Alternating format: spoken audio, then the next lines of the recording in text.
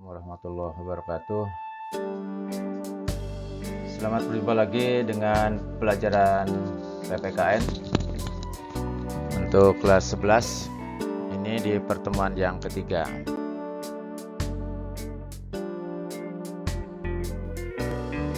Pada pertemuan kali ini kita akan membicarakan tentang kasus pelanggaran HAM.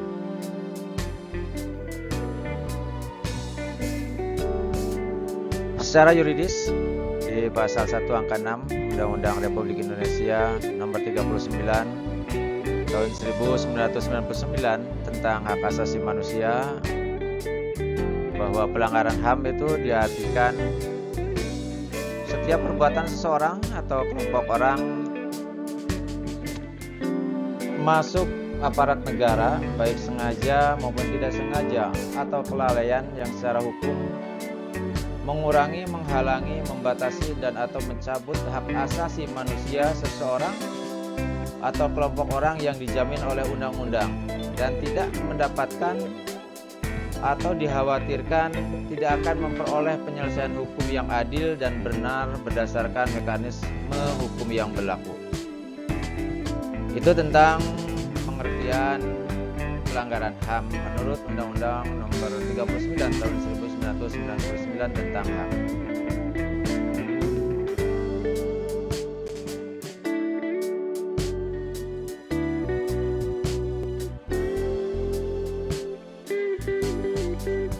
Apa sih yang menyebabkan terjadinya pelanggaran HAM?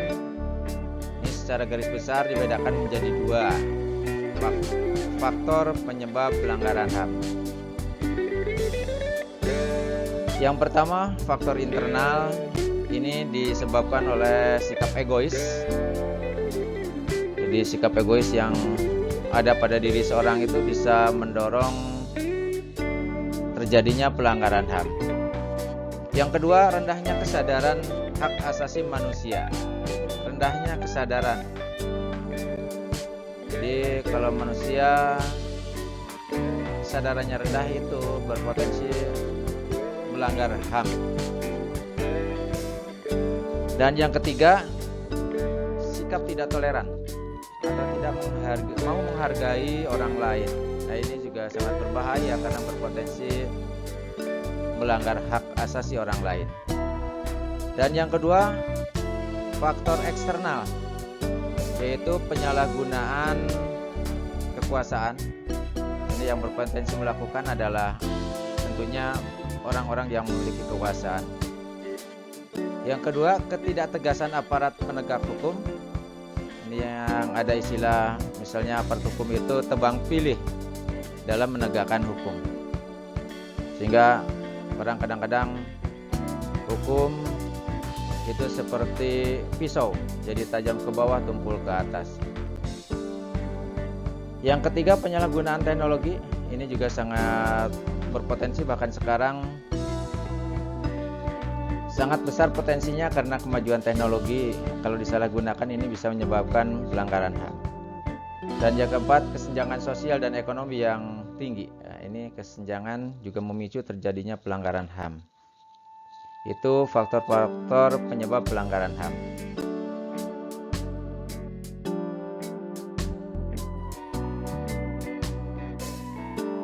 Pelanggaran HAM itu dibedakan menjadi dua macam, yaitu pelanggaran HAM biasa dan pelanggaran HAM berat. Yang biasa itu seperti pemukulan, pencemaran nama baik, menghalangi orang untuk mengekspresikan dirinya. Itu yang merupakan contoh pelanggaran HAM biasa. Dan yang kedua, pelanggaran HAM berat. Ini jenisnya ada dua macam, yaitu kejahatan genosida dan kejahatan kemanusiaan. Ini yang jelas sangat berbahaya.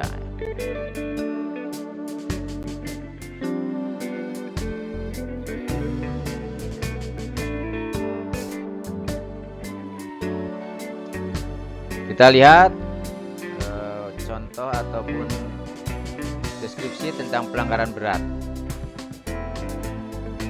Yang pertama adalah kejahatan genosida atau genocide crime.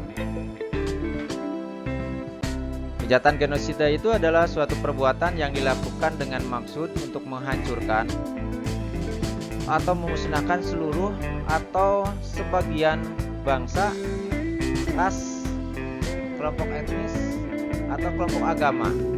Apa caranya? Yang pertama dengan membunuh anggota kelompok. Yang kedua mengakibatkan penderitaan fisik, mental yang berat terhadap anggota-anggota kelompok. Yang ketiga menciptakan kondisi kehidupan kelompok yang akan mengakibatkan kemusnahan secara fisik baik keseluruhan maupun sebagian. 4. Memaksakan tindakan-tindakan yang bertujuan untuk mencegah kelahiran di dalam kelompok. Atau bisa juga dengan memindahkan secara paksa anak-anak dari kelompok tertentu ke kelompok lain. Itu merupakan contoh kejahatan genosida. Yang kedua, ini adalah kejahatan kemanusiaan atau crime against humanity, yaitu serangan secara luas atau sistematis yang ditujukan secara langsung terhadap penduduk sipil. Apa saja yang termasuk kejahatan kemanusiaan? Yang pertama adalah pembunuhan, pemusnahan, perbudakan, pengusiran atau pemindahan penduduk secara paksa, perampasan kemerdekaan ataupun perampasan kebebasan secara fisik lain secara sewenang-wenang yang melanggar asas-asas ketentuan pokok hukum internasional. Jadi yang jelas perbuatan-perbuatan yang melanggar hukum. Bisa juga penyiksaan, perkosaan, perbudakan seksual, pelacuran secara paksa, pemaksaan kehamilan atau pemandulan, atau sterilisasi secara paksa, atau bentuk-bentuk kekerasan lainnya yang setara yang berkaitan dengan kejahatan seksual ya. Yang kedelapan, penganiayaan terhadap suatu kelompok atau pemukulan yang disertai perkumpulan yang disertai oleh persamaan paham politik, ras, kebangsaan, etnis, budaya dan yang lainnya.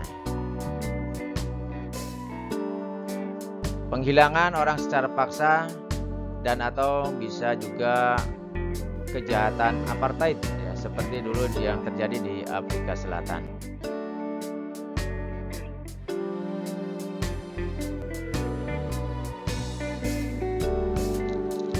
Kasus pelanggaran hak asasi manusia di Indonesia ini contohnya ada beberapa kasus yang saya tampilkan, walaupun sebetulnya masih banyak. Misalnya kerusuhan Tanjung Priok tanggal 12 September 1984. Untuk rincian detailnya kalian bisa cari nanti di Google ataupun di browser-browser yang lain. Yang kedua, penyerbuan kantor Partai Demokrasi Indonesia tanggal 27 Juli 1996. Ini juga mengakibatkan korban jiwa ya. Penembakan mahasiswa di Universitas Trisakti pada tanggal 12 Mei 1998. Ini di awal era reformasi atau di akhir Orde Baru ya, ketika terjadi krisis di Indonesia. Dan yang berikut, tragedi Semanggi I pada tanggal 13 November 1998. Kemudian tahun 1998 ini terjadi penculikan aktivis. Dalam hal ini terjadi lebih dari 23 orang dinyatakan hilang. Dan masih banyak lagi contoh kasus pelanggaran hak asasi manusia di Indonesia. Jadi kalian nanti bisa mencarinya ya dari berbagai macam literatur.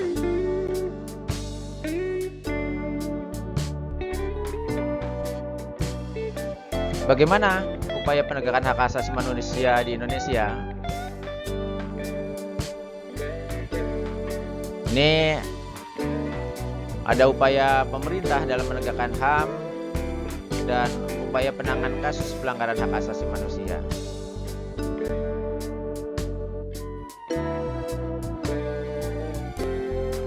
Nah, upaya pemerintah dalam menegakkan HAM ini antara lain dilakukan dalam 3 hal. Yang pertama, pembentukan Komisi Hak Asasi Manusia atau yang sering kita kenal dengan istilah Komnas HAM. Kemudian yang kedua, pembentukan instrumen HAM atau peraturan perundang-undangan yang mengatur tentang HAM. Kemudian yang ketiga, pembentukan pengadilan HAM.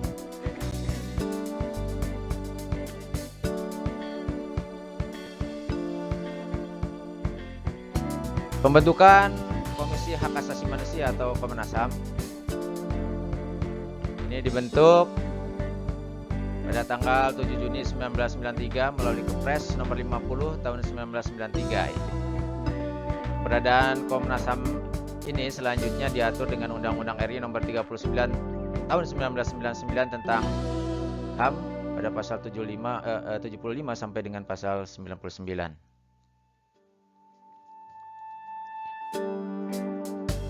Komnas HAM mempunyai wewenang antara lain sebagai berikut: melakukan perdamaian pada kedua belah pihak yang bermasalah. Yang kedua, menyelesaikan masalah secara konsultasi maupun negosiasi. Yang ketiga, menyampaikan rekomendasi atas suatu kasus pelanggaran HAM kepada pemerintah dan DPR untuk ditindaklanjuti. Dan yang keempat, memberi saran kepada pihak yang bermasalah untuk menyelesaikan sengketa di pengadilan. Jadi ini wewenang Komnas HAM. Jadi Komnas HAM itu bukan berwenang untuk mengadili pelanggar HAM.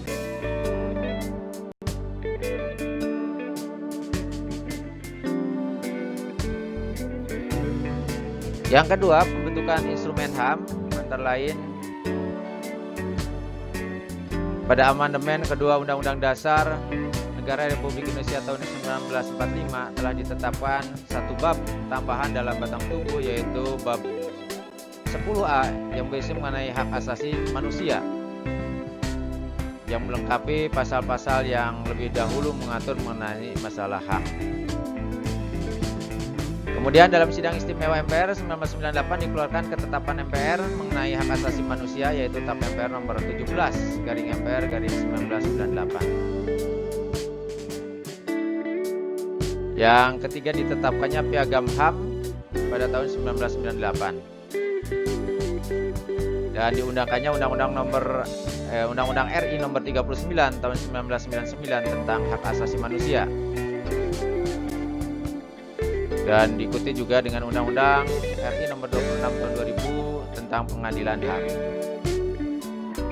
Dan di samping itu khusus untuk perlindungan anak ditetapkan berbagai macam peraturan perundang-undangan.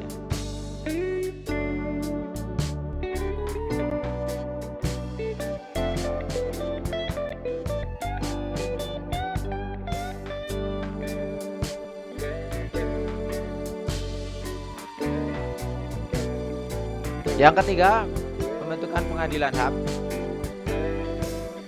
Jadi pengadilan HAM ini untuk pertama kali dibentuk berdasarkan Undang-Undang nomor 26 tahun 2000. Pengadilan HAM ini adalah pengadilan khusus terhadap pelanggaran HAM berat yang diharapkan dapat melindungi hak asasi manusia baik perseorangan maupun masyarakat.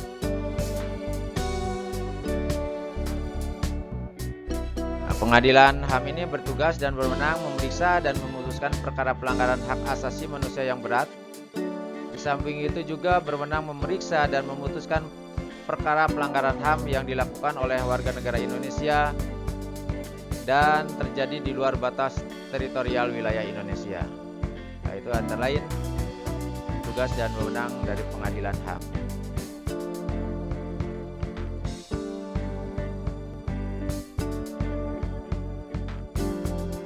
Terus supaya penanganan kasus pelanggaran hak asasi manusia ini bisa dilakukan mulai upaya pencegahan. Jadi mencegah itu lebih baik daripada menindak ya. Untuk mencegah ini bisa dilakukan dengan menegakkan supremasi hukum dan demokrasi. Jadi benar-benar hukum itu harus ditegakkan dengan baik dan benar ya. Yang kedua, meningkatkan kualitas pelayanan publik untuk mencegah terjadinya berbagai bentuk pelanggaran HAM oleh pemerintah. Jadi, ini untuk mengurangi terjadinya penyalahgunaan kekuasaan. Yang ketiga, meningkatkan pengawasan dari masyarakat dan lembaga-lembaga politik terhadap setiap upaya penegakan HAM yang dilakukan oleh pemerintah. Ini dengan dibentuknya berbagai macam organisasi atau LSM untuk mengawasi penegakan HAM di Indonesia. Yang keempat, meningkatkan penyebarluasan prinsip-prinsip HAM kepada masyarakat melalui lembaga pendidikan formal seperti sekolah dan perguruan tinggi maupun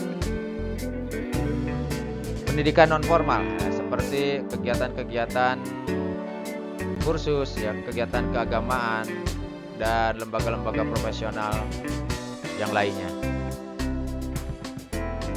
Yang kelima, meningkatkan kerjasama yang harmonis antar kelompok atau antar golongan dalam masyarakat agar mampu saling memahami dan menghormati keyakinan dan pendapat masing-masing. Jadi Indonesia ini terjadi dari kebinekaan, baik suku, agama, ras, golongan, budaya dan sebagainya. Ini harus bisa diciptakan hubungan yang harmonis. Sebab kalau tidak, ini menjadi ancaman terjadinya disintegrasi bangsa ya.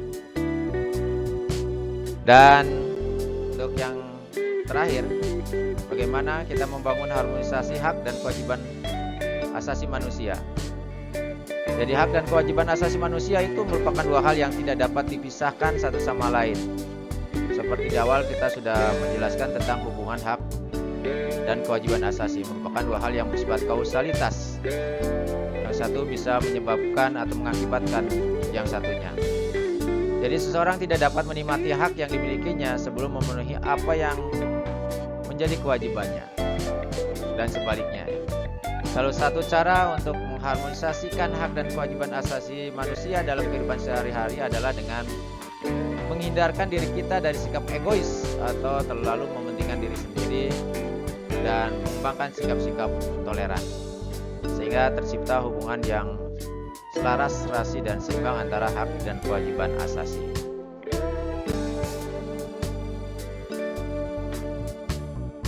Untuk pertemuan kali ini cukup sekian. Terima kasih atas perhatiannya. Jangan lupa setelah kalian menyimak videonya, di-like dan